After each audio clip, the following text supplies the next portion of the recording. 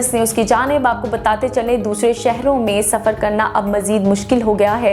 پنجاب میں inter city کرایوں میں 200% سے زائد اضافہ ہو گیا ہے۔ پنجاب حکومت نے بھی کرایوں میں اضافے کے لیے ہری جھنڈی دکھا دی۔ شہریوں کا کہنا ہے کہ مہنگائی سے پریشان ہیں، اگر کرایوں میں اضافہ ہوا تو مزید مشکل ہو جائے گی۔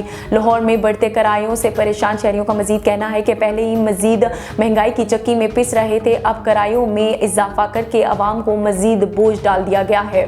ایشیائی ترقیاتی بینک نے کہا ہے کہ پاکستان کو سیلاب سے $30 ارب کا نقصان ہوا ہے۔ فصلیں تباہ ہونے کی وجہ سے مقامی طور پر مہنگائی میں اضافہ ہوا ہے۔ ایشیائی ترقیاتی بینک نے سالانہ رپورٹ جاری کر دی جس میں کہا گیا ہے کہ سیلاب نے پاکستان کی معیشت کو بڑے پیمانے پر نقصان پہنچایا ہے۔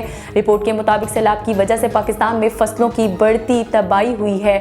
فصلیں تباہ ہونے کی وجہ سے پاکستان میں طلب اور رسد کا متوازن خراب ہوا، مقامی طور پر مہنگائی بڑھ گئی۔ پاکستان میں موسمیاتی تبدیلیوں کے نقصانات سے بچنے کے لیے ماہران کی ضرورت ہے۔ اور آپ کو بتاتے چلیں وفاقی وزیر خزانہ اسحاق ڈار نے کہا ہے کہ پاکستان کی جانب سے IMF کے ساتھ سٹاف لیول معاہدے کے تمام شرائط پوری ہو گئیں۔